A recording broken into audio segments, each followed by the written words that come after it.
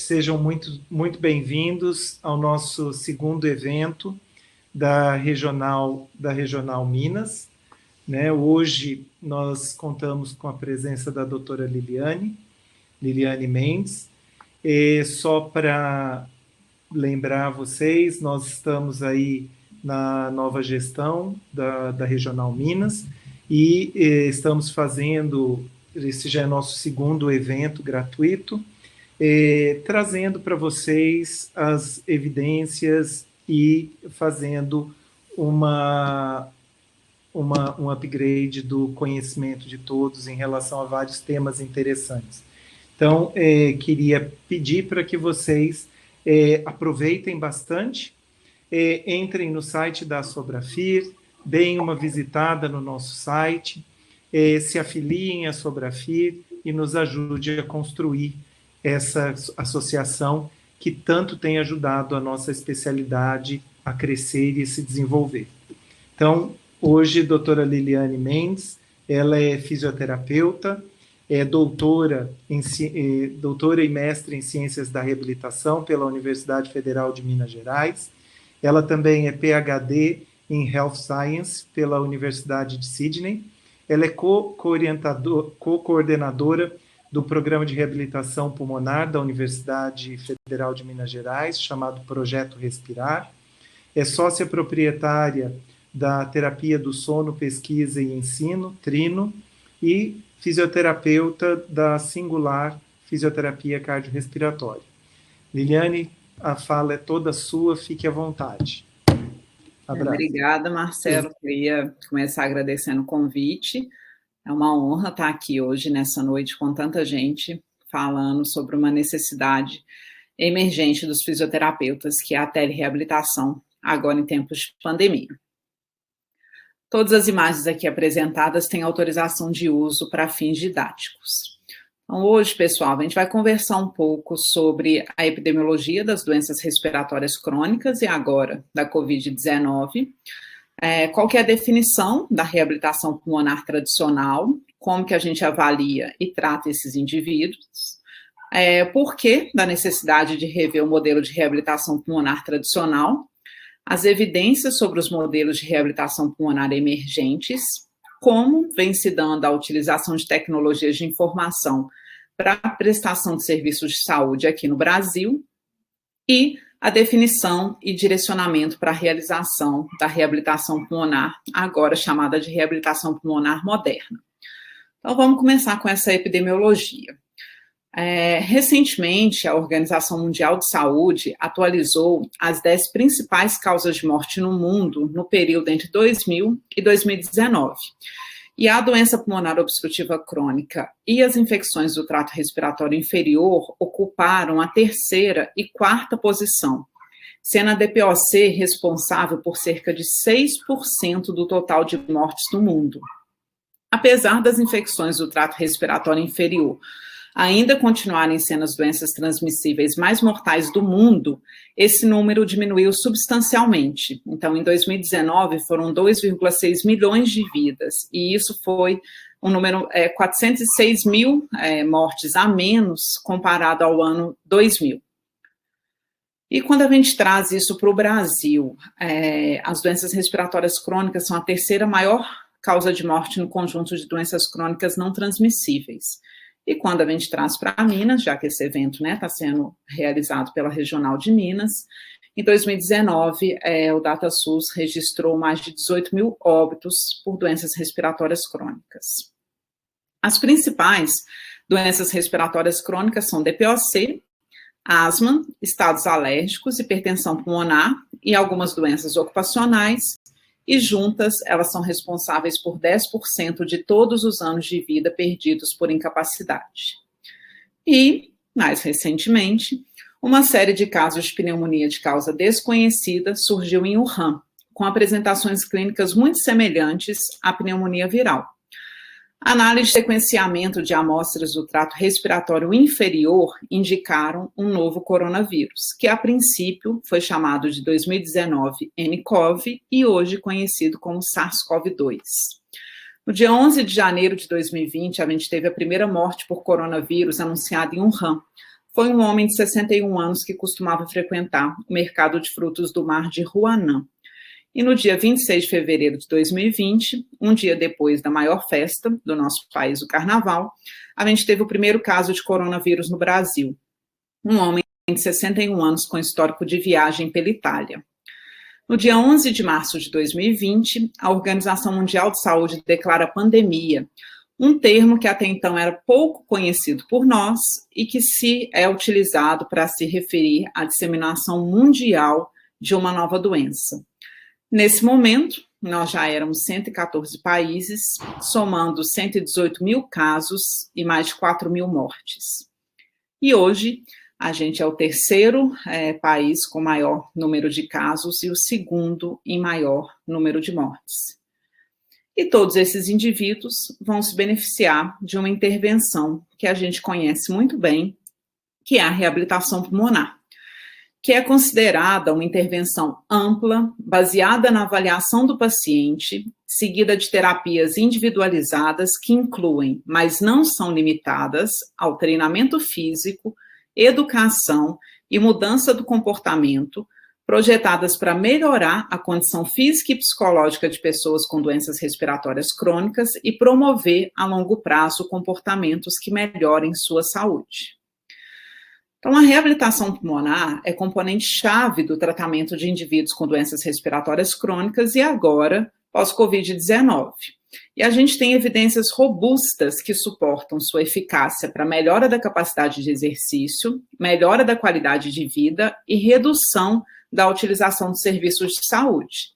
No entanto, 85% dos serviços oferecem um modelo ambulatorial de reabilitação pulmonar, que consiste em 2 a 3 sessões semanais supervisionadas, mais o treinamento automonitorado durante 8 semanas ou mais. A gente tem nível de evidência A para suportar os benefícios da reabilitação pulmonar para pacientes com DPOC, e esses benefícios incluem a melhora da capacidade de exercício, a redução da dispneia, a melhora da qualidade de vida relacionada à saúde e a redução de admissões hospitalares. A gente também tem um corpo crescente de evidências para suportar os benefícios da reabilitação pulmonar para indivíduos com doenças pulmonares intersticiais, bronquiectasias e hipertensão pulmonar. E a reabilitação pulmonar é particularmente efetiva em pacientes que sofrem com exacerbações graves da doença pulmonar obstrutiva crônica. E além de todos esses benefícios, eles incluem também redução de admissões hospitalares e melhora da sobrevida. Para a gente fazer reabilitação pulmonar, a gente precisa avaliar esses indivíduos. E nesse sentido, a CIF, que é a Classificação Internacional de Funcionalidade, Incapacidade e Saúde, pode ser um modelo utilizado para organizar e documentar essas informações. A gente avalia o domínio de estrutura e função corporal, a gente avalia a atividade e a gente avalia a participação. Mas eu precisaria de pelo menos 2 horas para a gente falar de todos os itens que a gente avalia em cada um desses domínios. Então, hoje, nessa aula, a gente vai focar no domínio atividade, porque é o que a gente mais usa durante a montagem do nosso treinamento desses indivíduos, e eu quero deixar muito claro que não existe uma hierarquia. Então, não significa que a atividade é mais importante de ser avaliada do que participação e estrutura e função. Mas, considerando o treinamento físico e a nossa prescrição de exercício, é o domínio que é mais importante de ser explorado nessa aula. Então, com a progressão da doença, os indivíduos com doenças respiratórias crônicas reduzem a sua capacidade funcional, que significa a capacidade de executar uma tarefa. E a capacidade funcional é altamente correlacionada com morbidade e mortalidade nessa população. Não é à toa que um dos nossos objetivos com a reabilitação pulmonar é melhorar a capacidade funcional desses indivíduos. E aí, pessoal, tem vários testes de campo disponíveis na literatura para fazer essa avaliação. Um deles é o teste de caminhada de 6 minutos, que apresenta a limitação do teste ter velocidade autorregulada, ou seja, o paciente que decide com que velocidade ele vai fazer o teste, e por isso, obviamente, quando ele começa a cansar, ele reduz a sua velocidade no teste. Além disso, a literatura demonstra que de 32% a 53% dos pacientes não conseguem melhorar o resultado no teste de caminhada de 6 minutos após um programa de reabilitação pulmonar. E aí veio o Incremental Shuttle Walk Test, que resolve a questão da velocidade autorregulada, já que a gente tem bips para controlar a velocidade desses participantes. Só que aí é um teste incremental e esse paciente precisa caminhar cada vez mais rápido. E aí eu faço o questionamento, será que na reabilitação pulmonar a gente quer esses indivíduos andando cada vez mais rápido, ou será que a gente quer que eles façam cada vez mais atividades por maior tempo sem sentir dispneia? E aí vem o meu teste querido de campo, que é o Endurance Shuttle Walk Test, que resolve esse problema. Então tem o BIP, regulando a velocidade, e agora não é mais incremental. A velocidade vai ser a caminhada, em média, no teste de caminhada de 6 minutos, e a gente vai avaliar o tempo que ele consegue manter essa velocidade. E por que ele é um teste que eu considero um teste muito bom para a gente utilizar na reabilitação pulmonar ambulatorial? Porque quando a gente vai comparar a resposta dos pacientes a esse teste, em relação ao Incremental Shuttle Walk Test e ao teste de caminhada de 6 minutos, a gente vê que a melhora dos pacientes, então a responsividade do teste é muito maior. Em média, eles melhoram 160% no Endurance Shuttle Walk Test, comparado a 32% no Incremental, e quando a gente compara com o TC6, 92% de melhora no Endurance contra 17% no teste de caminhada de 6 minutos. Só que também um questionamento que eu sempre fiz foi, ok, a gente avalia a capacidade funcional é a capacidade, né, de realizar uma tarefa, mas todos os testes, caminhada é uma atividade muito importante, é muito funcional, mas meu paciente senta, levanta, ele faz outras atividades, essas atividades não devem ser avaliadas, ele também não se sente limitado quando ele realiza essas atividades. E aí veio o teste de AVD-Glittr, que compreende outras atividades, como sentar e levantar da cadeira, caminhar, subir e descer degraus e mover pesos em uma estante. E, para a realização desse teste, as pessoas precisam carregar uma mochila com peso diferente entre homens e mulheres, e era um questionamento que o nosso grupo já fazia. Mas será que essa mochila não vai impactar no equilíbrio? E a gente já sabe que pacientes com doenças respiratórias crônicas têm déficit de equilíbrio. E, além disso, será que carregar a mochila é um ato funcional, é comum aqui no nosso país?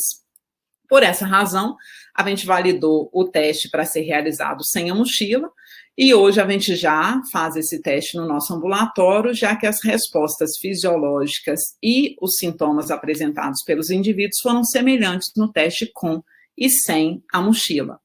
E a gente não pode esquecer da avaliação de membros superiores.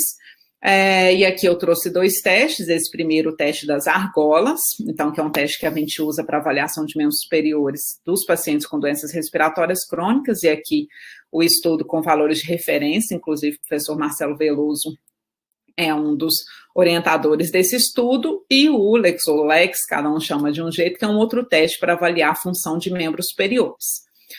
E aí, gente, claro, só passei rapidamente, o nosso foco não é falar de tratamento ambulatorial, é porque a gente traz muita coisa lá do ambulatório para essas novas modalidades de reabilitação, e hoje a gente já tem guidelines que nos direcionam muito bem de que forma que a gente vai tratar esses doentes, e isso é baseado, obviamente, na nossa avaliação guia clínica. Então, aqui eu trouxe como a gente fica, né? Mas que guideline que eu vou seguir? Por que não um compilado de todos eles? Então, eu trouxe 4 principais, o europeu, o britânico, o da Austrália e Nova Zelândia e o americano, e aqui é a ATS lá em cima, mas a gente precisa lembrar que a gente também é. E o que esses guidelines defendem como componentes obrigatórios da reabilitação pulmonar? Que seja realizado treino de endurance de membros inferiores e um programa de exercícios domiciliares.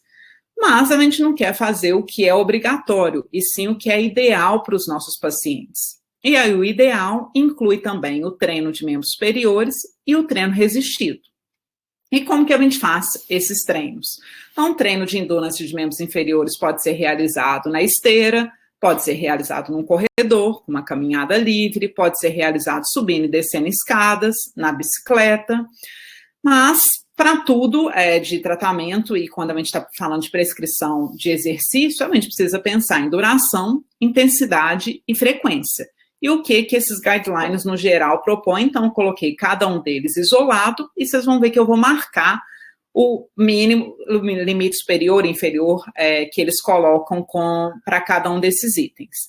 Então, como duração, que esse treino de endurance tem uma duração de 20 até 60 minutos por sessão, e que utilize como intensidade de treinamento uma nota entre 3 e 6 na escala de Borg.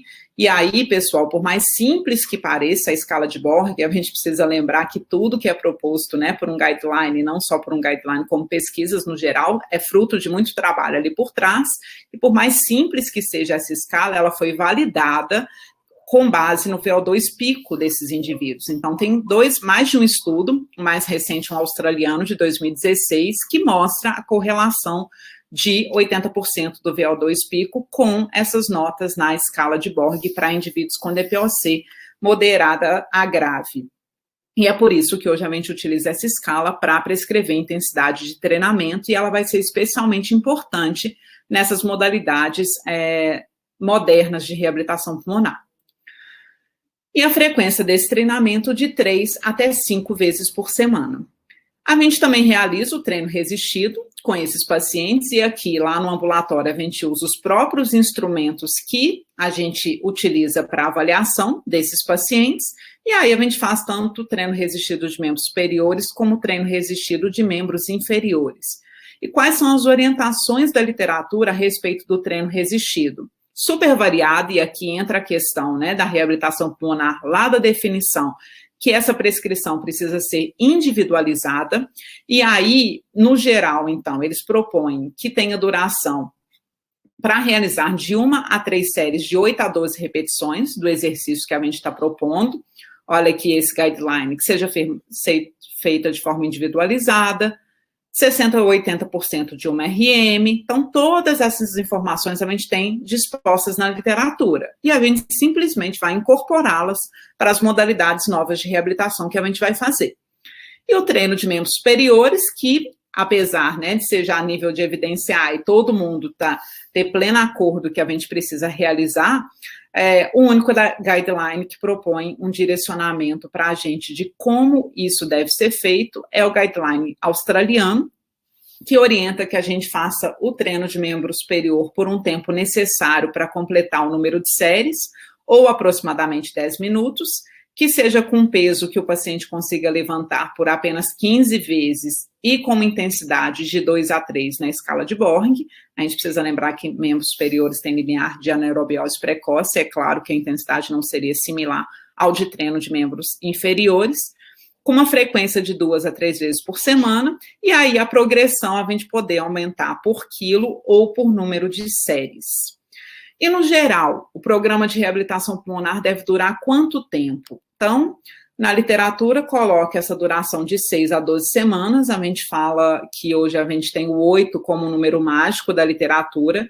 Tem um ensaio clínico muito grande na Austrália sendo conduzido para determinar se 12 semanas é superior a 8 semanas. Essa é uma dúvida que a gente ainda tem na literatura, e até então, os dados que tinham sido analisados até o período que eu estive lá não demonstravam superioridade do treino realizado em 12 semanas comparado a 8. E que isso seja feito de forma supervisionada 2 vezes por semana. E isso é o que a gente tem até então. E por que a gente começou a pensar na necessidade de rever o modelo de reabilitação pulmonar tradicional? A maioria dos estudos sobre as evidências da reabilitação pulmonar foram realizados em grandes centros com ginásios bem equipados. Esse estudo, orientado pelo professor Marcelo, identificou 34 serviços de reabilitação pulmonar nas 5 regiões do país. Então, pensem no tamanho do nosso país e a gente ter identificado apenas 34 serviços de reabilitação pulmonar. E a principal barreira apontada por esses programas para a implantação do serviço de reabilitação pulmonar foi a falta de investimentos financeiros. Apesar das evidências sobre os benefícios, a reabilitação pulmonar é realizada em menos de 10% dos pacientes com doenças respiratórias crônicas que podem se beneficiar do programa. Até 50% dos pacientes que são encaminhados a um programa de reabilitação pulmonar não iniciam o programa. 1/3 daqueles que iniciam não completam o programa. A dispneia e a dificuldade de mobilidade durante o deslocamento são apontados como barreiras para a adesão ao programa de reabilitação pulmonar. E apesar disso, a gente mantém o mesmo modelo de reabilitação pulmonar há mais de 30 anos. Se a principal barreira apontada pelos profissionais para a implantação do programa é a falta de investimentos financeiros, está fácil de resolver. Hoje a gente tem a reabilitação pulmonar de baixo custo, já demonstrada na literatura como capaz de promover benefícios para os pacientes com doenças respiratórias crônicas. Se a dispneia e dificuldade de mobilidade durante o deslocamento são apontados como barreiras para esses pacientes frequentarem um programa e a gente precisa aumentar o acesso ao programa, também fica fácil. Hoje a gente já tem a telereabilitação pulmonar, a reabilitação pulmonar domiciliar e a reabilitação pulmonar habilitada por aplicativo como possibilidades capazes de promover benefícios para esses pacientes. Então, não sobra dúvidas que a gente precisa, principalmente aqui no Brasil, fazer duas coisas. Aumentar a capacidade e número de centros de reabilitação, temos pouquíssimos, e pensar em alternativas aos programas já existentes. E isso ficou particularmente aparente com a pandemia da Covid-19. Eu costumo brincar que a gente foi praticamente empurrado a se mover em direção a um novo modelo de reabilitação, já que da noite para o dia a gente viu os nossos centros de reabilitação serem fechados para conter a disseminação do vírus, e os programas tiveram que fazer a transição para modelos domiciliares ou telemodelos. E ainda, no caso de, será que a gente reabre esse programa, como que a gente vai fazer? E aí tinha descrito na literatura uma par de exigências que, será que a gente vai dar conta de fazer isso? E foi quando a gente começou a pensar no que seria um modelo emergente de reabilitação pulmonar. E a definição que foi anteriormente apresentada, ela era muito útil para destacar os objetivos da reabilitação pulmonar, os seus importantes componentes e destacava o papel central que devia ser a mudança de comportamento. Mas essa definição, ela não identificava a estrutura e os componentes que eram necessários para que o programa de reabilitação fosse bem sucedido. E essa definição foi proposta em um momento em que a maioria dos programas eram realizados em centros de reabilitação. Então, ela continuava válida, mas ela devia ser complementada sobre os componentes essenciais que deviam ser incluídos em um programa de reabilitação pulmonar. Quais métricas que a gente vai utilizar para avaliar se esse programa de reabilitação pulmonar emergente vai funcionar?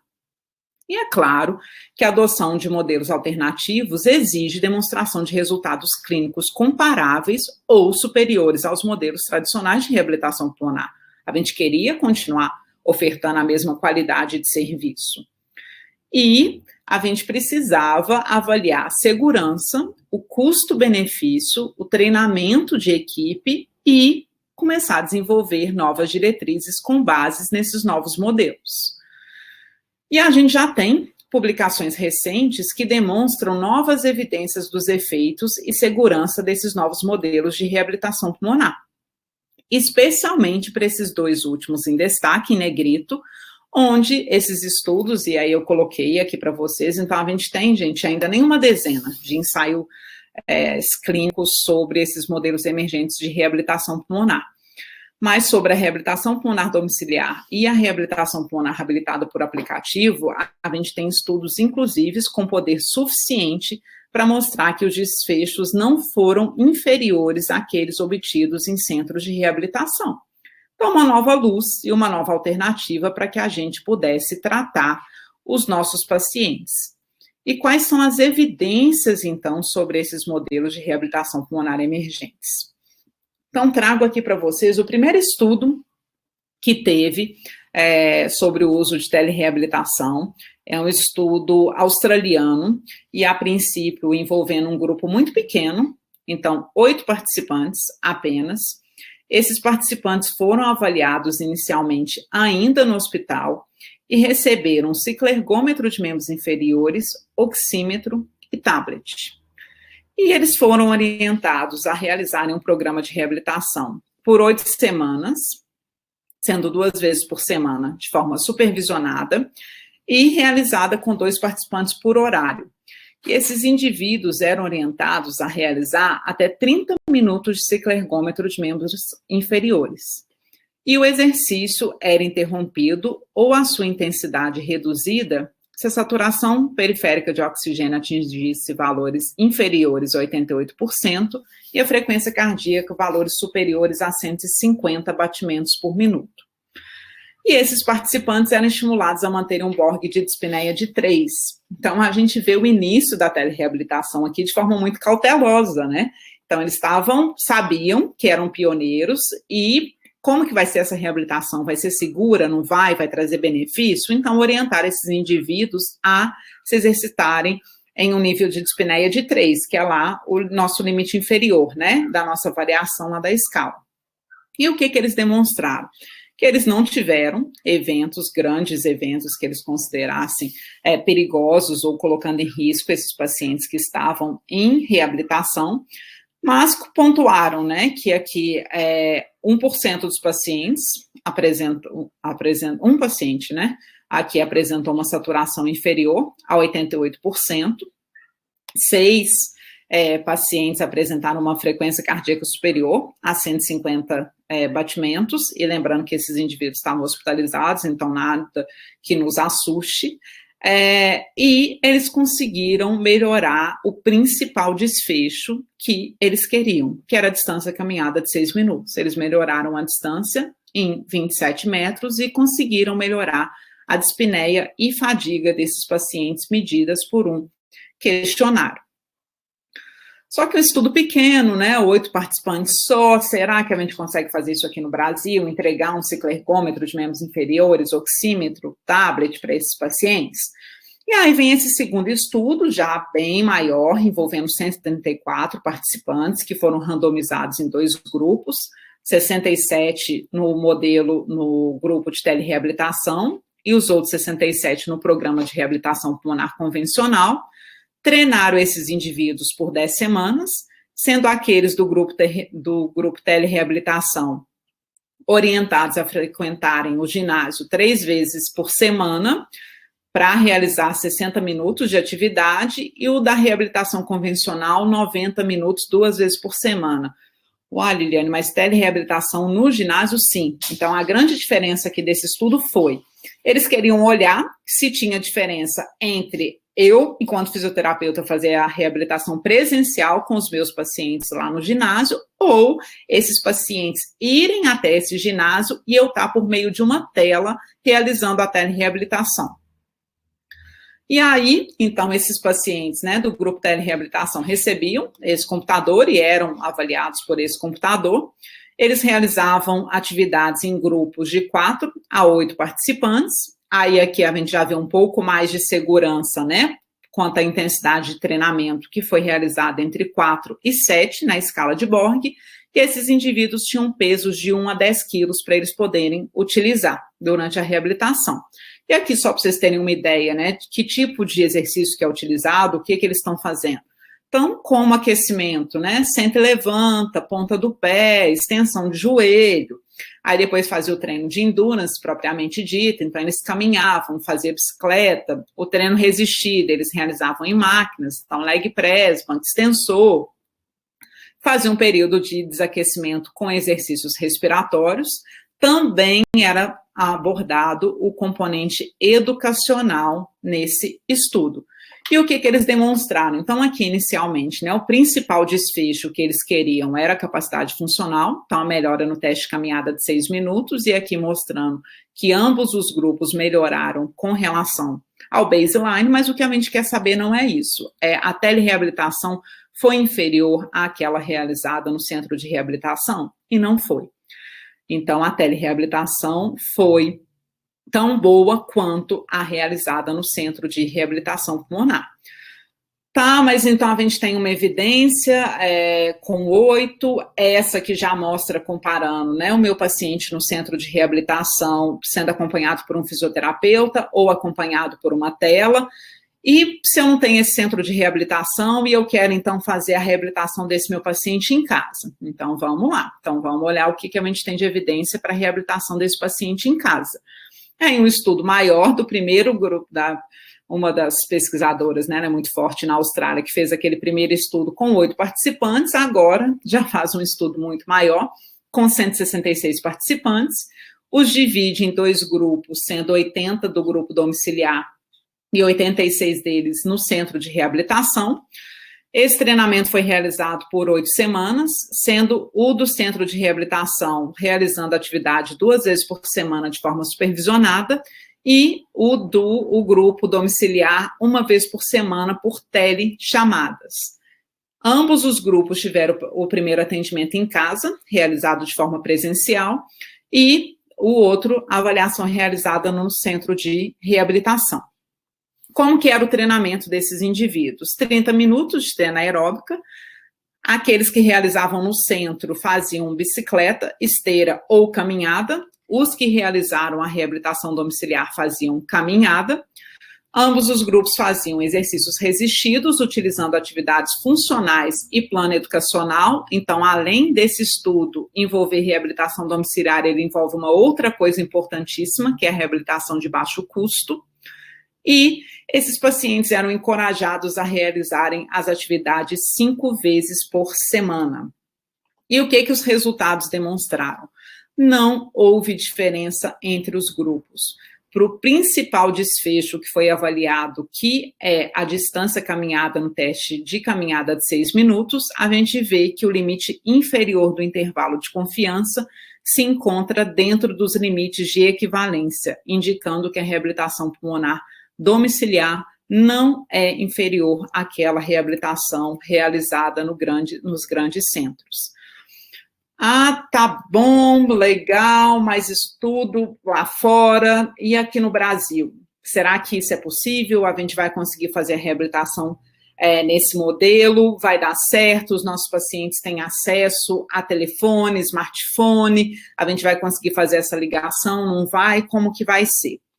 Então, eu confesso que, a princípio, quando a gente, da noite para o dia, né, viu que a gente não podia mais oferecer a reabilitação presencial, principalmente não teve coragem de começar a telereabilitação, porque tinha pouquíssima coisa disponível na literatura e a gente não sabia como isso ia ser. E aí a gente deu início com o telemonitoramento. Rita, tudo bem? Tudo bem, você? Tudo bem, graças a Deus. Então, como aluna da UFMG do curso de fisioterapia, eu vou começar com você agora o nosso monitoramento semanal, tudo bem? E aí, pessoal, a princípio, a gente não fazia ideia de como que ia ser a avaliação desses pacientes, quais testes que a gente podia utilizar, como que a gente adaptava, e ao mesmo tempo, a gente via os nossos pacientes com doenças respiratórias crônicas como um grupo muito vulnerável à Covid-19 e que não podia parar de se exercitar e que a gente precisava manter os efeitos da nossa intervenção. Então, foi quando a gente avaliou se o telemonitoramento era capaz de controlar os sintomas dos indivíduos com doenças respiratórias crônicas durante a pandemia da Covid-19. E o resultado foi maravilhoso e nos surpreendeu. Então, aqui nesse gráfico, a gente consegue demonstrar claramente, no início da pandemia, 80% dos nossos pacientes não tinham sintomas, e a gente os acompanhava, então, com essa média de atendimentos, e a gente consegue ver que, com o passar do tempo, que é esperado, eles começaram a apresentar sintomas, ao mesmo tempo que a gente aumentava a frequência do nosso telemonitoramento, e a gente conseguia reduzir esses sintomas dos pacientes novamente. E assim a gente foi acompanhando esses indivíduos que foram acompanhados desde abril, março, mais ou menos, até agosto, setembro, e no final a gente conseguiu manter cerca de 70% dos pacientes sem sintomas, mostrando claramente o efeito e a importância do telemonitoramento na manutenção dos ganhos que a gente teve com a reabilitação. E aí, pacientes felizes, só que eles começaram a apresentarem cada vez mais, não sintomas, mas, eu estou sentindo que agora eu não estou mais com tanta vontade de fazer os exercícios, a gente está ficando um pouco desestimulado, toda a questão de ansiedade, do isolamento envolvido, e mais do que isso, um novo grupo de pacientes chegando, e a gente não tinha mais como fazer telemonitoramento, a gente precisava começar a abrir a telereabilitação para esse novo grupo. E foi quando, de novo, a gente vai para a literatura para ver o que a gente está sendo proposto, que teste que a gente pode usar. Será que eu vou conseguir fazer o teste de caminhada de 6 minutos na casa dos meus pacientes aqui no Brasil? Será que eu vou conseguir fazer o teste de AVD-Glittri, Quistante, BIP? De jeito nenhum. Então, como que a gente vai avaliar esses pacientes para a gente tratá-los? E aí foi quando veio essa revisão, destaco aqui, né, 2 brasileiras, inclusive uma delas aqui do nosso laboratório, já passou pelo nosso laboratório, que propõe esses testes para avaliação desses pacientes de forma remota ou num atendimento que fosse realizado domiciliar. E eles propõem o teste de caminhada de 6 minutos, o STEP test, o TUG e o teste de senta e levanta. E destacam que, apesar de serem testes para avaliarem esses pacientes, que eles não são usados para prescrição de exercício. Mas, no momento, era o que a gente tinha. E aí, o que eles pontuavam sobre a questão do teste de caminhada de 6 minutos? Então, a gente tem esses 3 estudos que avaliaram esse teste, né, sendo realizado de forma remota ou domiciliar. O estudo 1 indica que a distância caminhada no ambulatório era significativamente maior do que a caminhada em casa, em cerca de 30 metros. E isso excede a diferença mínima clinicamente importante, que é considerada para o teste. Então, é uma limitação grande quando esse teste é realizado no ambiente domiciliar. A segunda mostra que quando o tamanho das pistas é o mesmo, não há diferença para esse teste realizado em ambiente interno ou externo. Então, naqueles pacientes, por exemplo, que tem jardim, quero realizar lá fora, super possível, não muda nada quando o tamanho da pista é o mesmo comparado a dentro de casa. E os estudos 3 e 4 validam aplicativos de telefone para mensurar a distância do teste de caminhada de 6 minutos por meio de acelerometria. E mostra que a distância medida pelos aplicativos foi semelhante à medida pelos examinadores. O teste de senta e levanta requer uma cadeira de 46 a 48 centímetros sem apoio de braço, pés alinhados com os quadris, mantendo 90 graus de flexão dos joelhos e mãos na cintura ou cruzadas à frente do tronco. A orientação para a realização desse teste é fazer o maior número de repetições em 1 minuto e permitir que o indivíduo faça 1 ou 2 repetições antes para sentar e levantar na cadeira como familiarização. A gente começa o início do teste com atenção, vai, e 15 segundos antes de terminar, a gente comunica isso para o nosso paciente. E aí, pessoal, tem uma série de testes disponíveis na literatura. Então, a gente tem o teste de 5 repetições, o de 10 repetições, o de 30 segundos, o de 1 minuto, o de 2 e de 3. Diante disso tudo, o que a literatura demonstra? A confiabilidade do teste-reteste é maior para os testes de 5, 30 segundos e 1 minuto. O teste de senta e levanta de 1 minuto foi o que apresentou maiores valores de correlação com o TC6. O teste de senta e levanta de 1 minuto tem validade preditiva para mortalidade. E os testes de 5 repetições, 30 segundos e 1 minuto são responsivos à reabilitação pulmonar. E, inclusive, a gente já tem determinado na literatura a diferença mínima clinicamente importante, que é de 3 repetições. Então, quando o paciente, após um programa de reabilitação pulmonar, consegue realizar mais de 3 repetições comparado ao baseline, a gente não só promoveu mudança estatisticamente significativa, a gente promoveu mudança clinicamente relevante. A gente tem o teste de STEP, e aí a gente tem o teste de 6 minutos de STEP, o incremental de STEP, o STEP hidráulico, tem uma série de testes de STEP na literatura. E aí eu precisaria de muito tempo para detalhar cada um deles, mas é um outro teste possível de ser realizado no ambiente domiciliar. O TUG, que inclui a avaliação do equilíbrio estático e dinâmico, e a orientação é levantar da cadeira, caminhar o mais rápido e seguro possível, virar-se e retornar-se à cadeira e sentar-se. E o TUG é um teste utilizado para falar de capacidade funcional. Um tempo no TUG de 11,2 segundos apresenta boa sensibilidade e especificidade para identificar indivíduos com teste de caminhada de 6 minutos menor do que 350 metros. E por que isso, né, de 350 metros?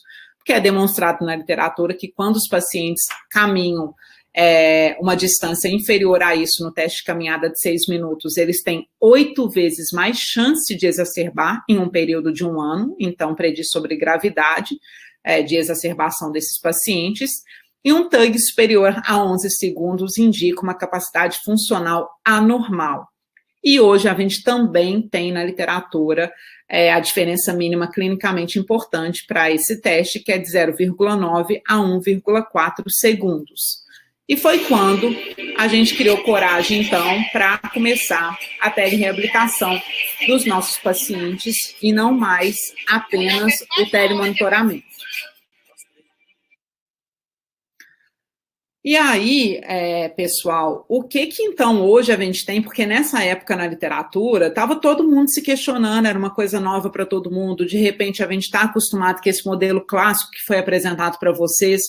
O que esse novo programa vai considerar? Será que eu posso usar esses testes agora que foram apresentados e que são super fáceis de serem aplicados no ambiente domiciliar, mas eu estou fazendo reabilitação pulmonar, eu estou utilizando esses testes para prescrever exercício, ao mesmo tempo a gente pode deixar esse povo em casa sem fazer reabilitação pulmonar? E aí, recentemente, surgiu uma definição do que pode ser considerada, então, essa reabilitação pulmonar chamada agora de moderna.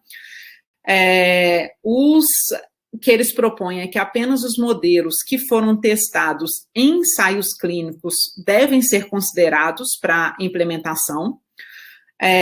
Esses modelos variam enormemente em relação aos recursos, componentes, forma de entrega, modalidade do exercício, intensidade do exercício, o grau de supervisão necessário, se realizado individualmente ou em grupo, se esses pacientes têm acesso à equipe multidisciplinar, se foi feita uma educação formal, se foi realizado treinamento de autogestão e se tem um suporte psicossocial oferecido.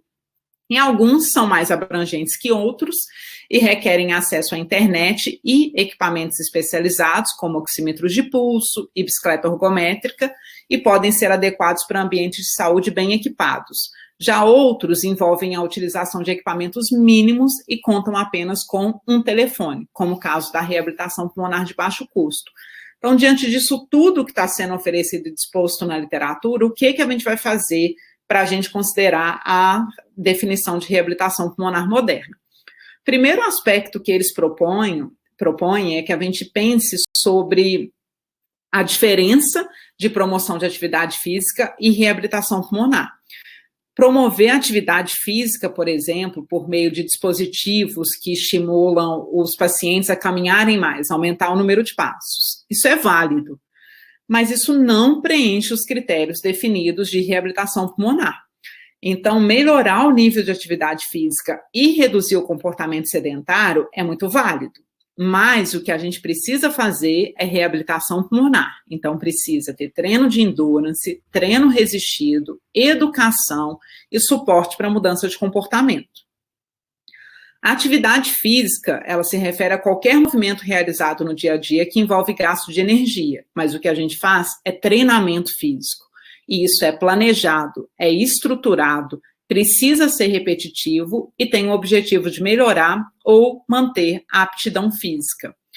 E aí, o que essa evidência propõe como componente essencial da reabilitação pulmonar? Então, que a gente faça a avaliação desse paciente, e o que eles sugerem é que essa avaliação inicial seja realizada no centro de reabilitação pulmonar pelo profissional de saúde responsável, né, pela condução do programa, que um teste de capacidade de exercício seja realizado no momento dessa avaliação, incluindo um teste de campo, que a qualidade de vida seja mensurada, que seja feita a avaliação da dispneia, a avaliação nutricional e a avaliação por terapeuta ocupacional. Aqui no Brasil, né, isso é muito difícil, eu e o professor Marcelo já conversamos sobre isso mais de uma vez, e o guideline é muito claro, ele reuniu nutricionistas, terapeutas ocupacionais para propor esses componentes essenciais, e eles são categóricos em colocar esses componentes como essenciais da reabilitação pulmonar. E o que esse programa deve oferecer? Treino de endurance e treino resistido. Fácil, isso a gente sabe fazer muito bem. E como que a gente vai ofertar de forma individual? Esse exercício deve ser prescrito, de forma individual, ele deve ser progredido e deve incluir profissionais que tenham experiência na progressão e na prescrição de exercício. Então, principalmente agora com a Covid, um tanto de gente, né? Eu sei fazer reabilitação pulmonar. A gente usa o nosso conhecimento lá da reabilitação pulmonar com doenças respiratórias crônicas para transferir agora para esses pacientes. E a gente faz treinamento físico e não simplesmente orienta atividade física. Espero que tenha ficado clara a diferença. E garantir a qualidade desse programa. Então, a gente precisa garantir que a gente tenha um time de profissionais treinados para entregar esses componentes que estão sendo propostos. E aí, só para exemplificar, né? Então, para a avaliação do paciente, além de um componente essencial, o que a gente pode oferecer como desejável de uma reabilitação pulmonar? Então, além daqueles aspectos, incluir a avaliação de ansiedade e depressão, lembrar, ensinar esses pacientes a utilização dos dispositivos inalatórios. Isso já tem um tanto de estudo na literatura que demonstra o quanto eles exacerbam mais quando usam de forma inadequada esses dispositivos. Os componentes do programa, além do treino de endurance e resistido, pensar em incluir higiene brônquica. Então, olha a estrutura e função que a gente não falou lá no primeiro slide, como eu disse, né? A gente não teria tempo para isso tudo, mas lembrar que a gente precisa treinar esses indivíduos para o automanejo da doença, a gente ensinar sobre a exacerbação, sobre a importância de cessar o tabagismo, como que a gente oferta isso. Então, um modelo clássico, que é realizado no nosso centro de reabilitação, mas que hoje a gente tem outras alternativas para entregar esse cuidado e que foram apresentadas para vocês e garantir a qualidade. Aqui é o momento que a gente precisa refletir mais e produzir mais evidência para a gente conseguir mostrar que essas outras alternativas de reabilitação vão beneficiar igualmente os nossos pacientes. Bom, é isso, pessoal. Obrigada. Deixo aqui o meu e-mail, caso tenha alguma coisa aí que eu não tenha falado ou que eu não consiga responder, vocês podem entrar em contato. Obrigada.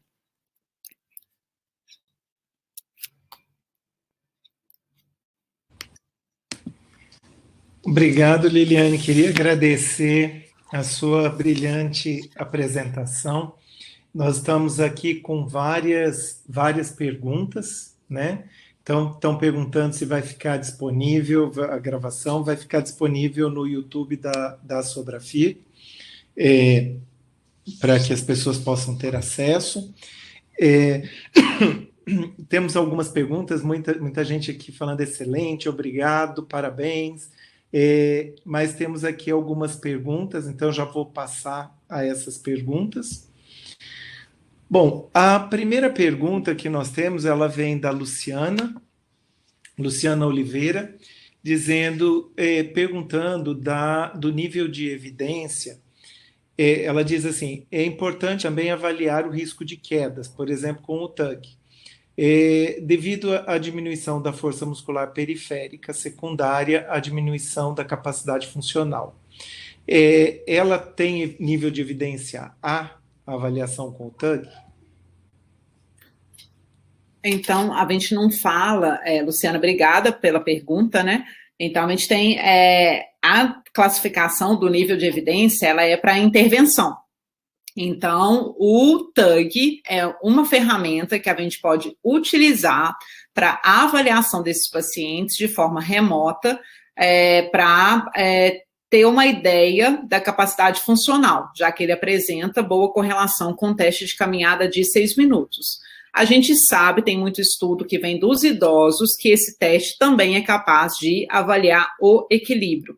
Eu até procurei, a sua pergunta é muito interessante, porque hoje a gente nem tem nível de evidência, apesar de a gente já saber, né, que o treino de equilíbrio é uma coisa importante de ser feita na reabilitação pulmonar, a gente ainda não tem classificação do nível de evidência que um programa de treino de equilíbrio vai adicionar benefício na reabilitação pulmonar, então a gente precisa de mais ensaios clínicos para mostrar que isso acontece, mas na época eu procurei se já tem estudo utilizando o TUG para avaliar equilíbrio em paciente com doença respiratória crônica. Tinha 2 estudos observacionais que faziam isso e encontravam diferença, mas esses estudos ainda são muito pequenos e observacionais. Muito bem. Liliane, tem uma outra pergunta aqui da Zilma. Ela pergunta assim, falando em tempos de pandemia, como trabalhar a telereabilitação em pacientes com COVID, avaliando o com e o pós-COVID? Zilma, obrigada pela pergunta, excelente. Então, o que a gente vem fazendo, né, no nosso programa, como a gente ainda, apesar, né, dessa evidência que eu apresentei para vocês, é super recente e de um grupo muito forte, de como que a gente vai definir essa nova modalidade de reabilitação pulmonar, e a primeira coisa que eles colocam a gente precisa fazer a avaliação inicial num centro de reabilitação pulmonar. Então, se a gente tiver essa possibilidade, escolher qualquer um dos testes de campo que foram apresentados, ou o teste de caminhada de 6 minutos, ou o Incremental Shuttle Walk Test, ou o Endurance Shuttle, ou o teste de AVD Glittri, à vontade. Não tem possibilidade nenhuma da gente fazer essa avaliação no nosso centro de reabilitação, que é o nosso caso, por exemplo, do nosso programa. A gente não tem liberação para isso. A gente tem feito avaliação remota.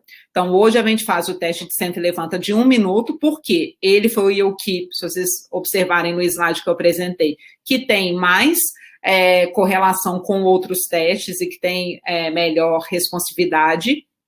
E a gente faz avaliação de membro superior, um aluno nosso de mestrado está desenvolvendo uma modalidade para ser avaliado de forma remota. Fazemos o TUG, fazemos avaliação de qualidade de vida, de ansiedade e depressão, tudo isso de forma remota. Então, é a minha sugestão para esses pacientes pós-Covid. Tem uma escala funcional específica para pacientes pós-Covid que a gente também usa. Ótimo. Liliane, temos várias e várias perguntas. As perguntas estão se multiplicando aqui. A Rosicléia Cardoso, ela pergunta, eu vou fazer um resumo da pergunta dela, que é o seguinte, como expandir, como usar a reabilitação pulmonar para o usuário do SUS? Porque você colocou a questão de recursos mínimos, com oxímetro, com ciclergômetro, necessidade de internet, tablets, plataformas específicas. Como viabilizar? Eu acho que a pergunta dela é no sentido de como viabilizar isso para uma população de baixa renda que não tem acesso a esse tipo de tecnologia ou de recurso. Excelente pergunta, Rosicléia. Então, lá no slide, pode ser que tenha passado rápido, a utilização de oxímetro e de ciclergômetro está separada da reabilitação de baixo custo. Então, a reabilitação de baixo custo é aquela com mínimos recursos. E aí, o oxímetro, até hoje, a gente considera como um recurso mínimo.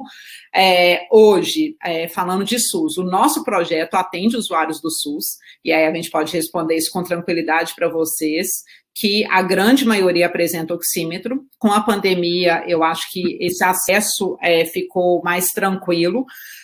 Então, hoje, minimamente, a grande maioria dos nossos pacientes conseguem ter acesso a um oxímetro em casa, às vezes não necessariamente um paciente, mas um vizinho, um primo, e aí sempre consegue encontrar. São raros os casos que não tem, acontecem, mas são raros.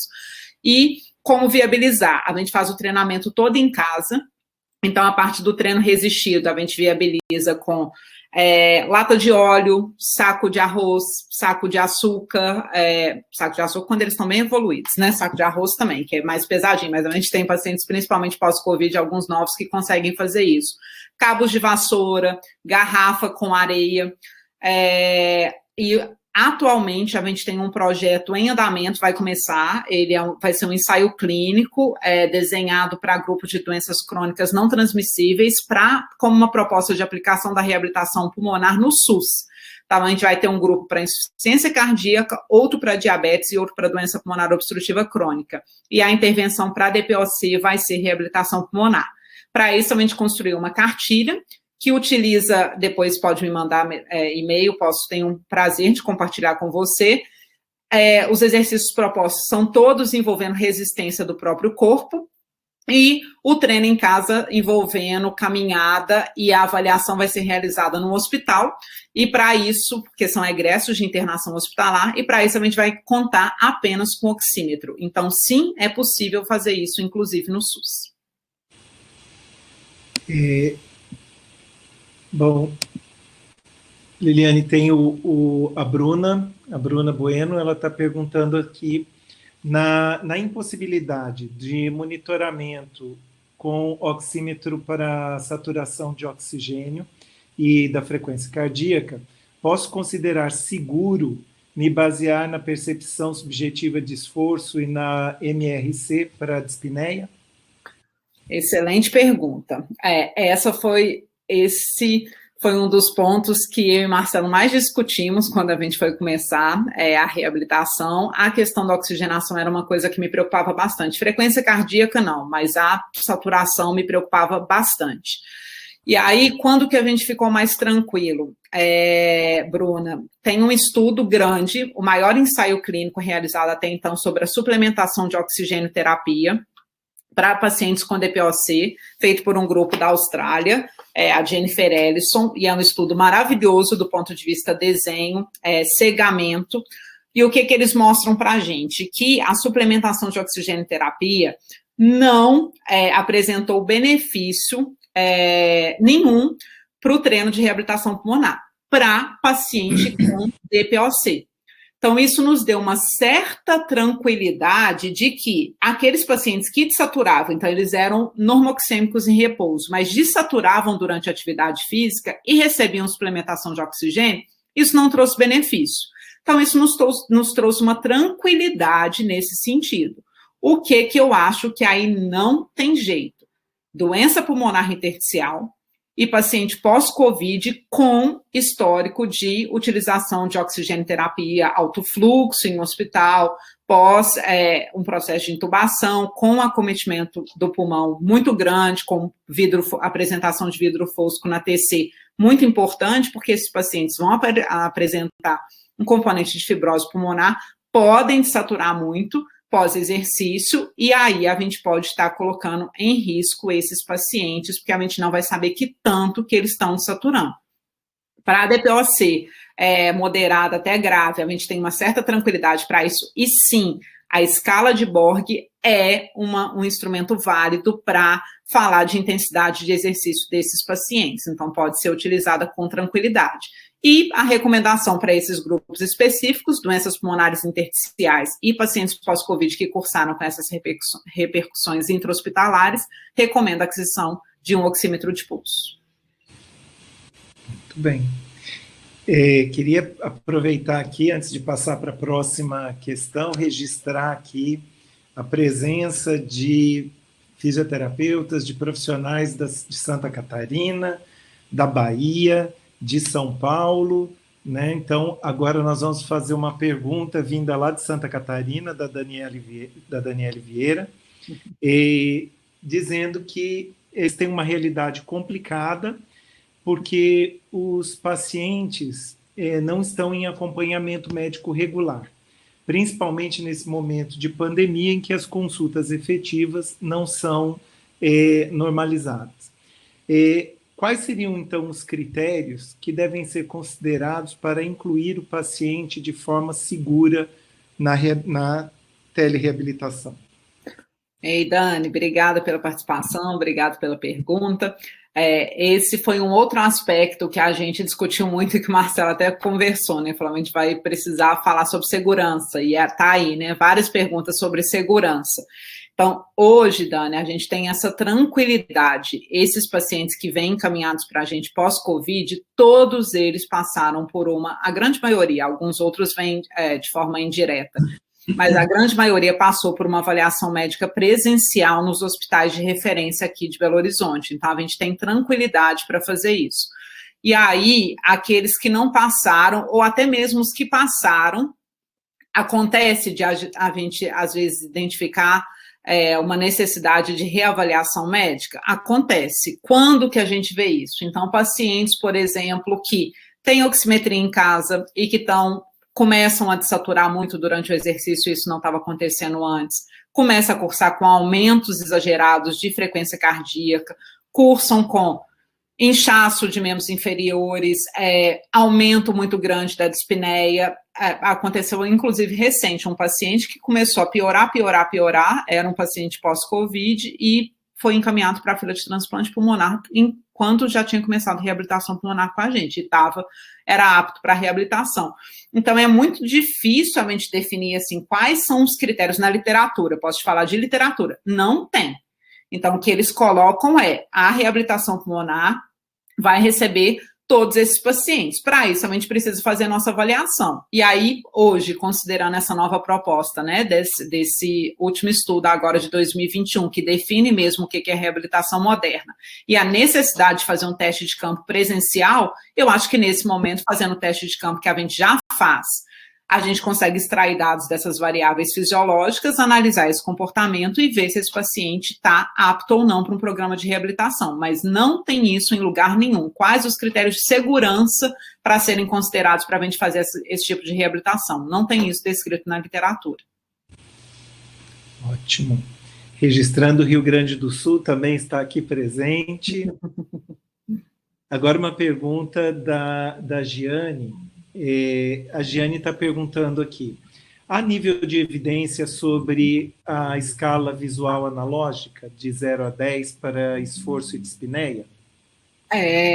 Já vi, Giane, obrigada pela pergunta, já vi sim sendo utilizada, mas em estudos de novo, menores, observacionais, até procurei, era uma dúvida que eu tinha, porque a gente tem alguns pacientes que têm dificuldade de entender, né, a escala de Borg, e aí o que eu oriento é que, às vezes, a gente transforme, quando a gente, ao invés de ficar lendo 3, é moderado, é forte, de 0 até 10, como que está o cansaço para o senhor respirar, onde 0 é nada e 10 corresponde ao pior cansaço que o senhor já sentiu, que aí é uma forma que a gente tem de aproximar da escala EVA, mas com ensaio clínico não tem, todos os estudos menores observacionais.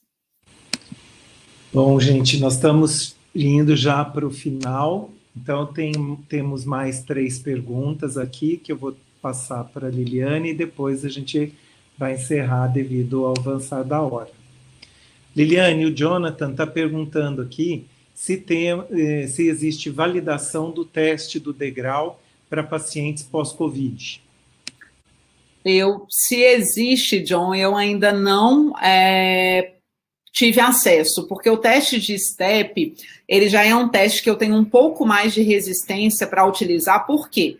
Quando que eu vou optar por escolher um teste de STEP? Se eu vou avaliar esse paciente de forma remota. Se eu for avaliar esse paciente presencialmente, eu não vou escolher o teste de STEP. Por quê? Porque a gente tem testes muito melhores que ele para falar sobre capacidade funcional.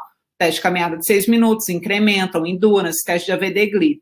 E para eu utilizar esse teste de forma remota, significa eu colocar um paciente para subir e descer um degrau longe de mim. E nos pacientes com doenças respiratórias crônicas, eles cursam com déficit de equilíbrio. A gente ainda não tem isso documentado na literatura para paciente pós-Covid, mas eu posso te afirmar, porque nos nossos pacientes a gente faz avaliação de equilíbrio, que isso também acontece. Então, eu me sinto insegura para utilizar esse teste. Então, eu não posso te afirmar, não sei, não tem, porque é um teste que normalmente não vai ser a minha escolha para avaliação remota. Posso olhar e te responder depois. Perfeito. Agora uma pergunta vinda lá de Salvador, da Fernanda Camillier.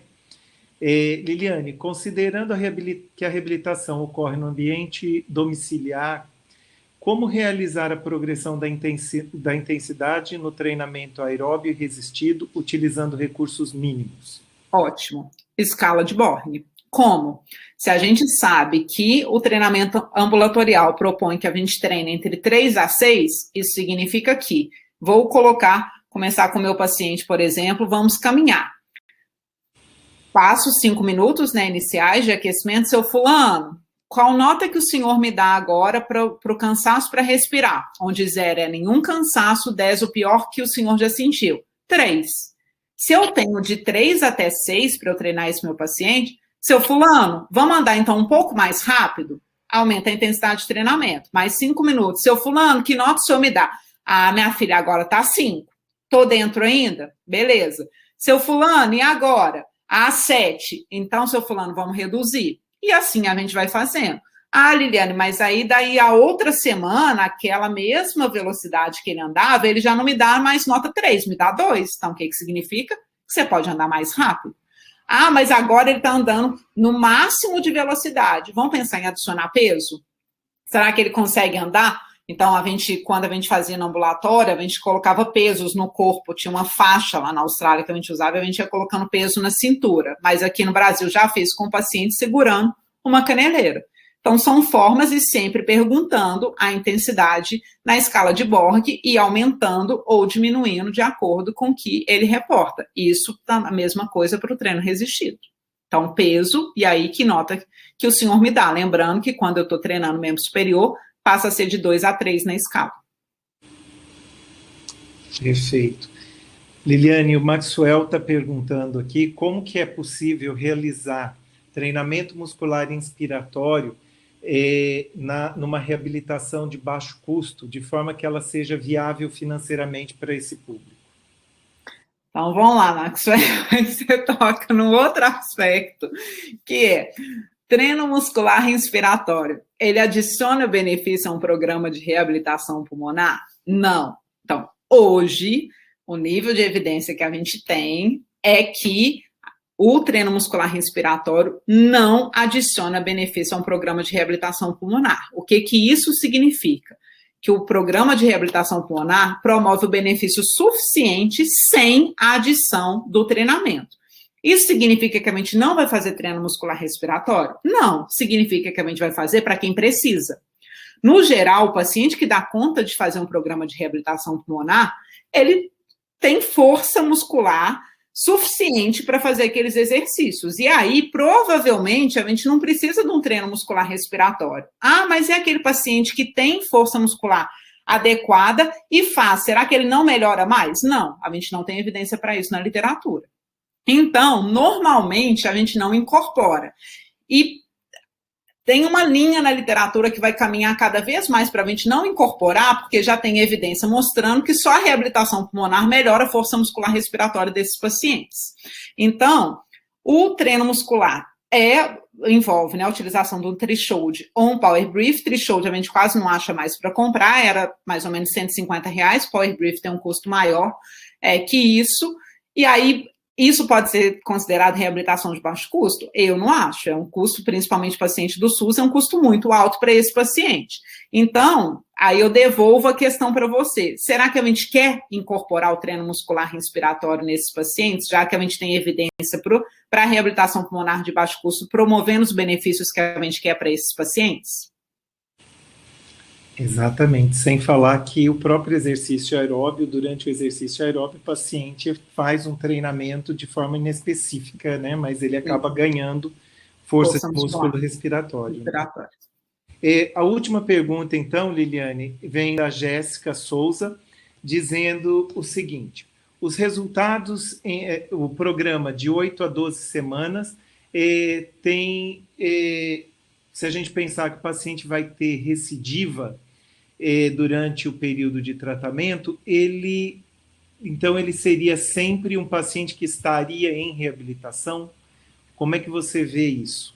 Excelente pergunta, Jéssica. Eu imagino que você esteja se referindo à questão de um paciente que tem uma doença respiratória crônica, ele sempre vai ter necessidade, né, de manter esses cuidados. E como que a gente vai fazer? A gente vai manter esse paciente o tempo inteiro na reabilitação? Não.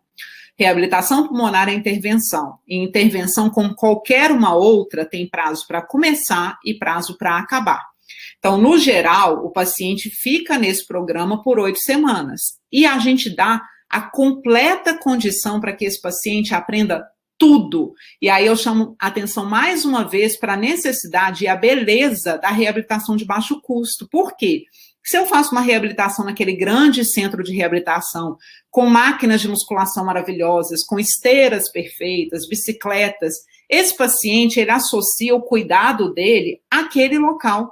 Então, eu estou treinando, fazendo meu exercício quando eu estou na sua esteira, quando eu estou na sua bicicleta, quando eu estou na sua máquina de musculação. Na minha casa eu não tenho nada disso para fazer, então eu não dou conta de manter depois, de me manter me exercitando.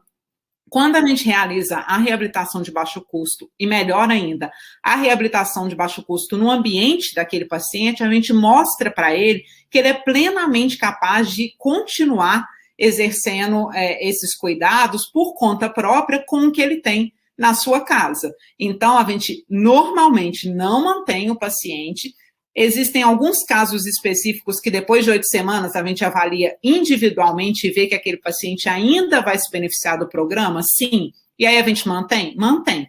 E a gente também tem o prazer de receber alguns pacientes depois de um tempo, por exemplo, um paciente que se exacerbou, a gente não tem menor problema em recebê-lo de volta, já que a gente sabe que a reabilitação vai melhorá-lo até um estado funcional, que depois ele dá conta de se manter de novo. Mas o paciente precisa entrar e sair do programa. Tem muita gente precisando de reabilitação. Hoje nós já somos mais de 500 mil em cerca, em média, pacientes no nosso país precisando de reabilitação pulmonar pós-Covid. E acho que é bom destacar que a reabilitação pulmonar ela deve ser encarada pelo paciente como um remédio de pressão. Que o remédio de pressão ele tem que tomar todo dia, o exercício é esse remédio, ele vai ter que tomar sempre. Né? Então, fazer no ambiente domiciliar, levar isso para a realidade do paciente faz muito sentido e vai fazer com que ele tenha aderência a esse tratamento. Sim. Bom, Liliane, queria agradecer muito a sua palestra, queria acusar aqui a presença da fisioterapeuta Maria Ângela Sepúlveda, de São Paulo, uma grande fisioterapeuta, que eu tenho o prazer de conhecer e a honra de tê-la aqui na nossa live hoje. Então, Liliane, muito obrigado. Queria agradecer a todo mundo que participou, os profissionais aqui de Minas Gerais, do Rio Grande do Sul, de Santa Catarina, de São Paulo, de vários estados. Então, estamos sempre abertos. A Sobrafir é um local onde a gente está aberto às discussões, à colocação da ciência, das evidências e também do cuidado clínico com o paciente. Então, é um espaço que a gente tem aí para discutir todos esses pontos.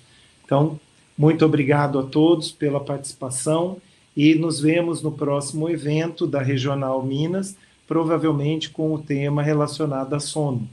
Então, até mais e aguardem os nossos contatos. Muito obrigado. Abraço. Boa noite, pessoal. Obrigada.